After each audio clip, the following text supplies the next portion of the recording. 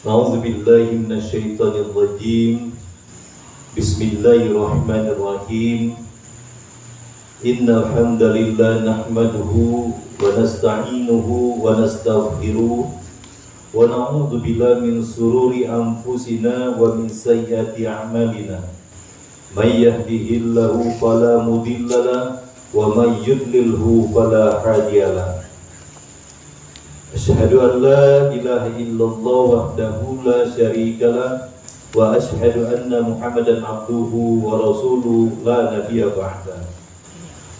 Qul subhanaka la ilma lana illa ma 'allamtana innaka antal alimul hakim.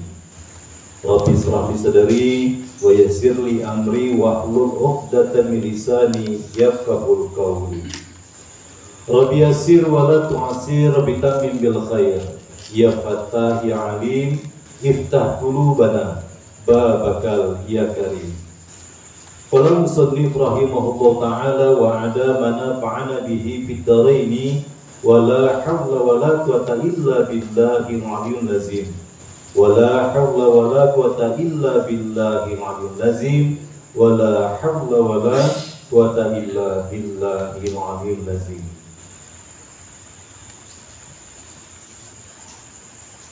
Bismillahirrahmanirrahim.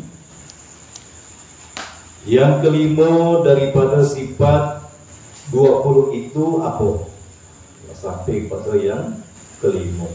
Wujud, qidam, baqa, mukhalafatuhu lil hawadisi. Nah, ini yang kelima lagi kita masuk. Qiyamuhu ta'ala binafsihi. Qiyamuhu, qoma, asal katanya qoma. Qiyamuhu. Apa arti qiyamuhu ta'ala binafsihi? Berdiri Allah Ta'ala dengan sendirinya. Bukan seperti kita yang didirikan atau selain dari Allah itu didirikan galau. Allah itu berdiri dengan sendirinya. Apa artinya? Allah Subhanahu wa Ta'ala berdiri dengan sendirinya. Artinya ada dua macam. Apa yang pertama? Tidak berkehendak kepada zat. Allah berdiri tidak berkehendak kepada zat. Apa sebab Tuhan tidak berkehendak kepada zat? Karena ionya zat. Karena Allah itu zat. Di mana kita tahu bahwa Tuhan itu zat? Karena ada padanya sifat. Sifat itu berdiri kepada zat. Sifat qiyamuhu ta'ala itu berdiri kepada zat Allah Subhanahu wa Ta'ala. Tetapi berdirinya Allah tidak berhajat kepada zat. Karena ada padanya sifat taksir dan lawannya. Ini sifat taksir nih, ini mesti nanti kita betul-betul kuasai. Jangan sampai nanti kita nih ikut punya sifat taksir. Apa sifat taksir itu? Sifat yang bisa memberi bekas. Karena akulah, karena ini, banyak akunya lagi. Yang punya sifat taksir itu adalah zat Allah Subhanahu wa Ta'ala. Yang manakah sifat taksir atau yang memberi bekas itu? Sifat kudrat, iroda, ilmu, hayat. Kudrat itu berkuasa, irodat berkehendak, ilmu mengetahui, hayat hidup. Apa sebab adanya sifat taksir, sifat yang memberi bekas itu menandakan zat? Karena sifat mesti berdiri pada zat. Sifat berdiri pada zat. Nah, ini yang sering mengecoh itu. Kita tidak melihat kepada zat, tetapi kita melihat kepada sifatnya. Baju, warnanya merah, kuning, putih. Padahal kainnya itu walau-walau. Kita tidak tahu apa. Itu yang putih, biru, kuning, hijau itu adalah sifat, yaitu warnanya. Apa arti sifat berdiri pada zat? Sifat mesti adonyo pada zat. Seperti mano umpamanya pada si baharu. Mana contohnya pada kita yang sifat berdiri kepada zat. Seperti penyakit demam. Penyakit demam. Kita demam. Mesti adonyo pada badan seseorang. Demam itu adonyo pada badan. Seperti demam dan badan, mana yang sifat dan mana yang zat? Ada dua, ada demam, ada badan. Mana yang sifat, mana yang zat? Demam itu sifat, badan itu zat. Jadi sifat menempel pada zat. Sifat bisa berada pada sifatkah atau tidak? Bisa tidak sifat berdiri pada sifat? Tadi dikatakan sifat itu berdiri pada zat. Bisakah sifat itu berdiri pada sifat ataukah tidak? Tidak bisa sekali-kali. Tidak bisa sifat berdiri pada sifat. Karena apa? Ini dia mengumpamakan lagi seperti orang yang sakit tadi. Karena apakah ada orang yang demam, kepalanya pening dulu. Dia demam, kepalanya pening. Betul-betul jadi sifatnya nih. Demam iyo, pening iyo. Yang pening kepala itu, orang ke kepala orang itu. Bukan demam, bukan demamnya itu yang pening, tapi kepala orang itu. Apa makna kudrat iradat ilmu hayat? Nanti bakal diterangkan pada tempatnya masing-masing. Nanti kudrat ada penjelasannya terperinci, iradat ada sampai ilmu dan ayat. Coba terangkan di sini sedikit deh. Kita tolong terangkan.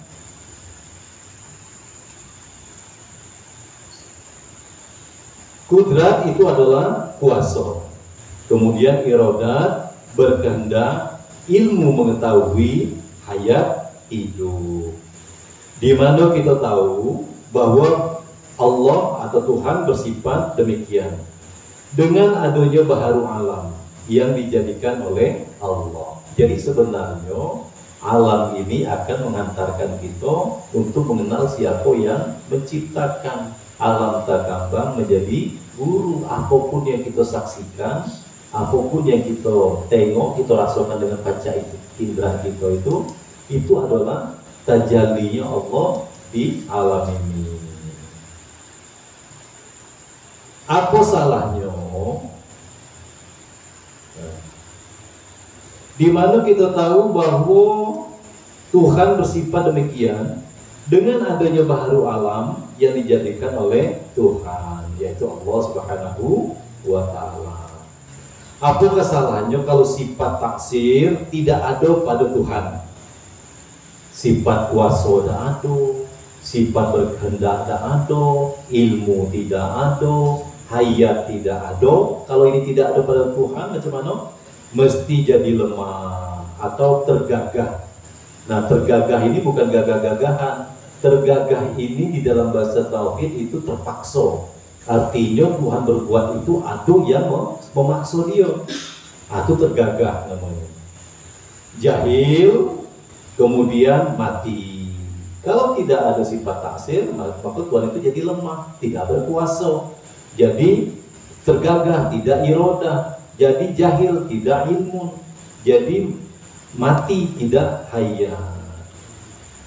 Apa salahnya kalau tergagah, jahil, mati, lemah, tergagah, jahil, mati? Tidak kuasa untuk menjadikan baharu alam ini. Tidak ada. Itu semua ini tidak ada. Kalau Tuhan itu tidak bersifat dengan, kalau Tuhan itu lemah. Apa salahnya tidak kuasa menjadikan baharu alam? Jadi baharu alam ini tidak ada. Apa salahnya tidak ada baharu alam ini? Ya mustahil tidak ada, karena kita bisa saksikan alam ini ada. Apa sebab mustahil tidak ada baharu alam ini? Karena baharu alam ini nyata, jelas, terang adanya. Nampak itu gunung-gunung, lautan, langit. Betapa hebatnya sang pencipta itu. Tanda apakah baharu alam itu nyata adonyo? Tanda Tuhan tidak lemah, tidak tergagah, tidak terpaksa, tidak jahil, dan tidak mati. Tanda apakah Tuhan tidak lemah, tidak tergagah atau terpaksa, tidak jahil dan tidak mati? Tanda kuasa, menghendaki, mengetahui, dan hidup. Berarti tanda-tanda Allah mempunyai sifat taksir. Sekali lagi, sifat taksir itu sifat memberi bekas. Mana contohnya? Api tidak membakar, karena api tidak memiliki sifat taksir. Dia tidak punya kudrat, tidak punya iroda, tidak punya ilmu, tidak punya ayat. Obat tidak menyembuhkan, nasi tidak mengenyangkan, apapun tidak mematikan. Nah, ini nanti nabu goyo-goyo. Tapi kenapa kalau dibakar motong, hangus? Tidak semua dibakar, motong dan hangus. Mana contohnya? Nabi Ibrahim ketika dimasukkan Allah ke dalam api tidak apa-apa, bahkan beliau kesejukan. Nah, ini bukti bahwa sifat membakar api itu ditarik oleh Allah Subhanahu wa Ta'ala. Nah, berarti api tidak membakar sebenarnya, tetapi karena kita tidak membahas ini secara mendalam, sehingga kita katakan api yang membakar, pisau yang membunuh, kemudian obat yang menyembuhkan. Nah, inilah yang kita luruskan. Di luar Allah itu lemah, kemudian tergagah, kemudian jahil, dan dia mati. Nah, itu di luar Allah SWT. Nah, kita ini jangan jadi sebaliknya, merasa kuat, merasa kuasa, merasa punya kehendak, dan merasa pintar, serta merasa hidup. Inilah yang kita buang di dalam perjalanan tauhid kita ini. Jadi kalau gitu kita jadi orang lolo lah. Memang lolo. Ini dikatakan lolo tidak mau. Inilah Tuhan yang kita sembah lagi nih, yang ada di atas tuh dunia ini. Dikatakan lolo tidak mau, padahal memang lolo. Kita ni la haula wala quwata illa billahil aliyil azim. Tidak ada daya, tidak ada upaya, semata-mata hanya pertolongan Allah Subhanahu wa Ta'ala. Akhirnya ketika ini bisa diterapkan, barulah kita jadi hamba yang duduk di makom hamba, yaitu ubudiyah. Sifat-sifat kita memang sesuai dengan hakikatnya, lemah, hino, fakir, doif. Itu memang sifat dasar kita, tapi kita tidak mau duduk di situ. Bahkan kita berusaha menjadi Tuhan-Tuhan yang baru. Kita merasa kuasa, kita merasa memiliki kehendak, kita punya ilmu, kita hidup. Tanda apakah Tuhan kuasa, menghendaki, mengetahui, atau hidup, atau lebih ringkas, tanda apakah Tuhan itu memiliki sifat taksir? Tanda bersifat dengan kudrat, iroda, ilmu, hayat. Tanda apakah Tuhan bersifat dengan kudrat, iroda, ilmu, hayat itu? Tanda sebenar-benarnya Tuhan itu zat, karena sifat menempel pada zat. Tanda apakah sebenarnya Tuhan itu zat? Tanda sebenarnya Tuhan tidak berkehendak kepada zat. Tanda apakah Tuhan itu tidak berkehendak kepada zat? Tanda sebenarnya Tuhan berdiri dengan sendirinya. Tanda apakah Tuhan itu berdiri dengan sendirinya? Tanda sesungguhnya Tuhan bersifat dengan qiyamuhu ta'ala binafsihi. Tanda rupanya pengertian berdiri sendiri bukan lawan dari duduk. Kita ini kalau ingat berdiri, ingat duduk, ingat jongkok, atau ingat berdiri. Iya, memang bukan lawan duduk. Pahamkanlah sungguh-sungguh. Yang kedua apa? Tadi katanya ada dua pengertian Allah itu berdiri dengan sendirinya. Yang kedua apa artinya? Berdiri Allah Ta'ala itu dengan sendirinya, tidak berkehendak kepada yang menjadikan. Kalau tadi tidak berkehendak kepada zat. Sungguh pun sifat Qiyamu Ta'ala itu berdiri pada zat, tapi berdirinya Allah itu tidak berkehendak kepada zat. Kalau ini yang kedua, tidak berkehendak kepada yang menjadikan. Apa sebab Tuhan tidak berkehendak kepada yang menjadikan? Karena adanya Tuhan itu qadim, ya, tidak berawal. Yang pertama-tama kali ada itu cuma Allah. Allah ciptakan ruang dan Allah ciptakan waktu. Jadi sebelum ada Tuhan belum ada, tidak ada. Yang ada dari awal sejak mulanya itu adalah hanya Allah. Di mana kita tahu bahwa adanya qadim tidak berawal. Perhatikanlah kembali di dalam keterangan, kalau tidak qadim mesti baharu. Cuma itu alasannya. Kalau Tuhan itu tidak qadim, pasti dia baharu. Tanda apakah sungguh Tuhan itu qadim, tidak baharu? Tanda sesungguhnya Tuhan tidak berkehendak, tidak berhajat, tidak membutuhkan kepada yang menjadikan. Kalau kita ini butuh kepada yang menjadikan. Siapa yang menjadikan kita? Kalau secara biologis orang tua kita. Tetapi itu cuma jasad kita. Jasad kita ini itu asalnya dari bumi. Sementara ruh itu bukan jasad. Ruh itu adalah nur yang Allah pancarkan ke dalam rahim ketika usia kandungan sudah 4 bulan.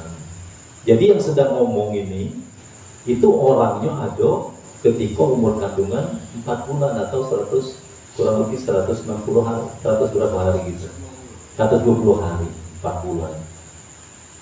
Yang lagi ngomong sekarang itu. Sebelum itu nggak ada, masih songgo lagi.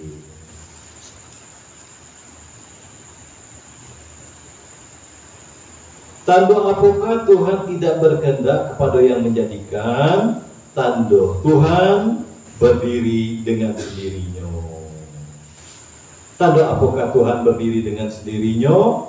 Tanda sungguh Tuhan bersifat dengan Qiyamuhu Ta'ala binafsihi. Bagaimana ringkas makna Qiyamuhu binafsihi? Nah, diringkasnya, Tuhan itu zat yang qadim, tidak berawal. Apa yang bersalahan dengan zat yang qadim? Zat yang baharu. Makanya kita tidak akan bisa sampai kapanpun untuk menjadi Tuhan, tidak bisa. Kenapa? Karena memang sudah berbeda. Tuhan qadim, kita baharu. Berhendak kepada apakah zat yang baharu itu? Berkehendak atau berhajat atau membutuhkan kepada yang menjadikan Tuhan. Nah, inilah yang Allah jadikan kepada setiap manusia itu. Pada akhirnya, apakah di ujung akhir hayatnya, dia akan mencari aku ini dari mana, nak kemana. Nah, setelah malam lintang, jatuh bangun di dalam kehidupan, berbagai macam cabaran-cabaran hidup yang Allah bentangkan di hadapannya. Dan itu sebenarnya Allah ingin memperkenalkan dirinya kepada kita. Tetapi apa daya, hati kita diselimuti dengan kegelapan. Apa kegelapannya? Jahil dan syahwat. Ini susah untuk, inilah hijab yang melindungi diri kita ini. Kita tidak berdaya dibuatnya. Kalau di luar kita, sekuat apapun masih sanggup kita nahannya. Ini di dalam diri kita. Dia bahagian daripada kita.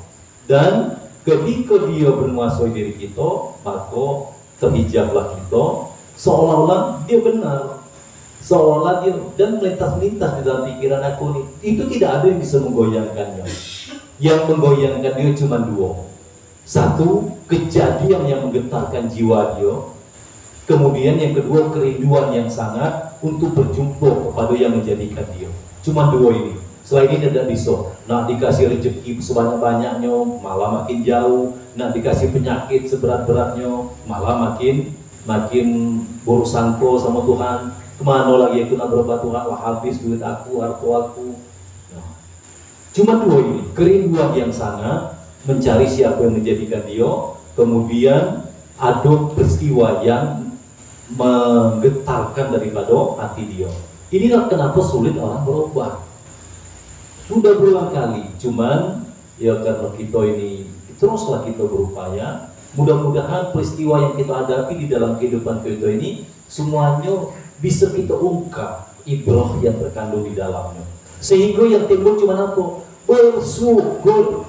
Apa yang Allah jadikan? Hanya bersyukur itulah, dijadikan sakit bersyukur, dijadikan susah bersyukur, dijadikan nikmat bersyukur. Kenapa? Karena tampak jelas pelajaran yang terkandung di dalam perjalanan hidup kita ini.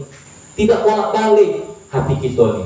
Yang bolak-balik gini karena kita tidak kenal kepada siapa yang menjadikan. Kalau kenal, kita tahu bahwa perbuatan Allah ini tidak ada yang sia-sia, tidak ada yang main-main, tidak ada yang tanpa rencana. Semuanya sudah terukur, semuanya sesuai dengan kemampuan kita. Tetapi kalau hati kita di dalam pengaruh syahwat dan jahil atau lalai, goflatun wasyahwatun, inilah yang mendindingi sehingga kita tidak bisa menangkap ibrah. Dikasih rezeki banyak, salah. Dikasih rezeki sempit, salah. Dikasih jabatan, salah. Dikasih apa salah galau. Kenapa? Karena hati yang menjadi raja di dalam badan itu terhijab, terdinding daripada Allah Subhanahu wa Ta'ala. Dan ini sudah kita alami galau. Mayau kita dibikinnya. Tidak tahu apa yang mesti harus kita lakukan. Semuanya penuh kepura-puraan, semuanya penuh dengan kepalsuan. Kalau berkehendak kepada zat dan kepada yang menjadikan, apakah itu? Sekalian sifat-sifat yang baru. Berkehendak kepada zat, nanti berkehendak lagi kepada yang menjadikan. Itu adalah kita yang baru ini. Kalau Allah tidak berkehendak kepada zat dan tidak berkehendak kepada yang menjadikan. Kalau berdiri pada zat dan tidak berkehendak kepada yang menjadikan, apakah itu? Sifat-sifat Allah, sifat-sifat Tuhan.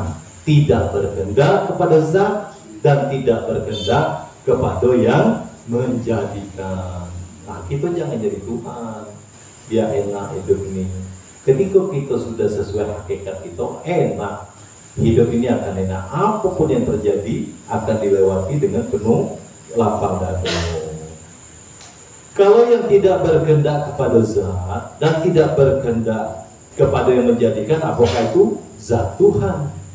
Apa nama tidak berkehendak kepada zat dan tidak berkehendak kepada yang menjadikan? Istighna'ul mutlaq. Apa artinya istighna'ul mutlaq itu? Kayo, semata-mata kayo, sebenar-benar kayo. Ini yang kayo, yang sebenar-benar kayo. Istighna'ul mutlaq. Apa artinya kayo, semata-mata kayo, sebenar-benarnya? Tiada berkehendak kepada siapa-siapa dan kepada apapun.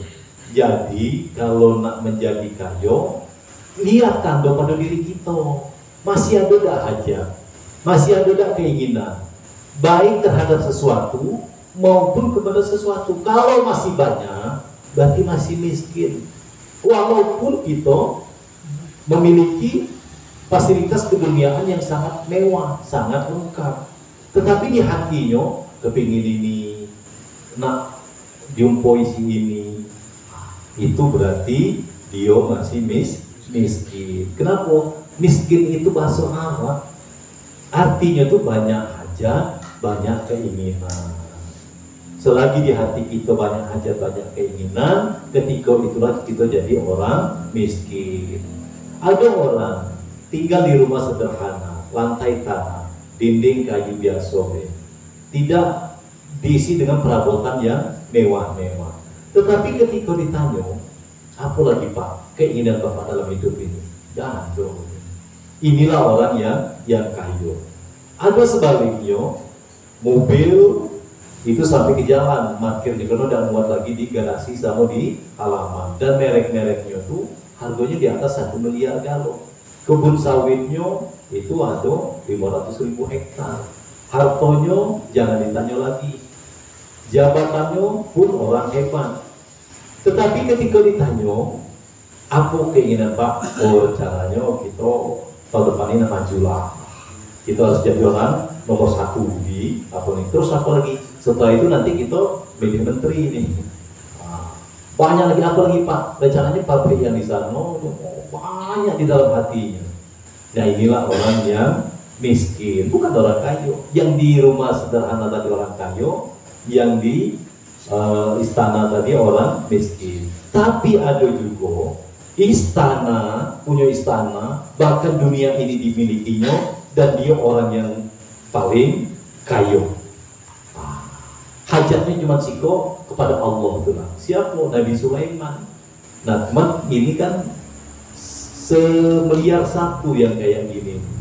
Artinya tidak banyak orang yang bisa duduk di seperti ini. Itu pun karena dianugerahi oleh Allah Subhanahu wa Ta'ala. Siapakah yang demikian itu? Hanya Tuhanlah sendiri, lain tidak. Tidak ada yang bisa tidak berhajat kepada sesuatu dan kepada yang menjadikan. Mana dalil dari Quran? Fa innallaha ghaniyun. Ini kayo, Allah tidak berhajat, tidak punya keinginan baik kepada zat maupun kepada menjadikan. Wa innallaha ghaniyun 'anil 'alamin. Apa maknanya? Maka sesungguhnya Tuhan kayo daripada sekalian alam.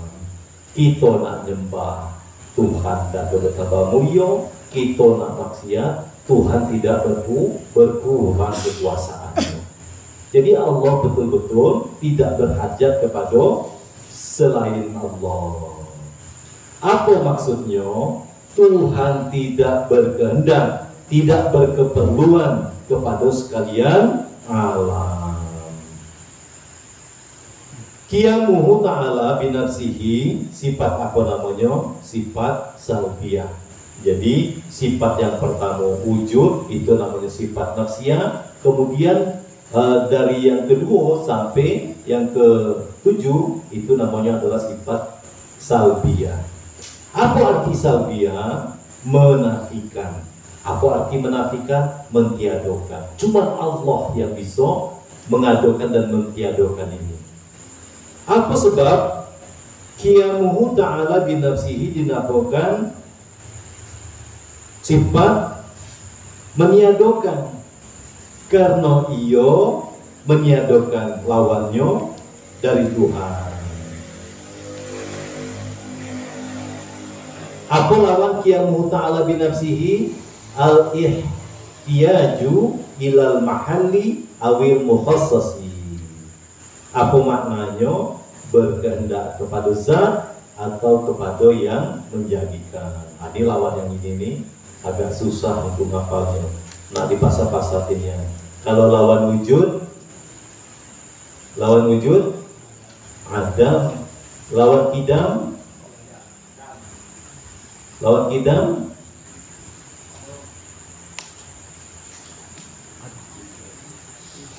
baru 4. Apa?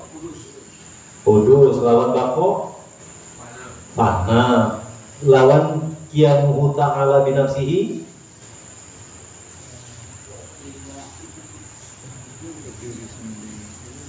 mumasalatuhu ta'ala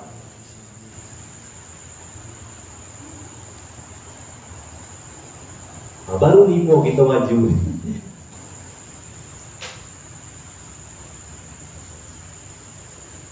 Lawan daripada qiyamuhu ta'ala binafsihi al-ihtiyaju ilal mahalli. Hajat ini, kalau al-ihtiyaju ini hajat kepada al-mahalli, kepada keadaan, awil mukhassasi, kepada yang khusus, kepada yang menjadikan. Apa hukumnya pada Tuhan berkehendak kepada zat atau kepada yang menjadikan? Mustahil. Mustahil Tuhan berkehendak pada zat dan berkehendak kepada yang menjadikan.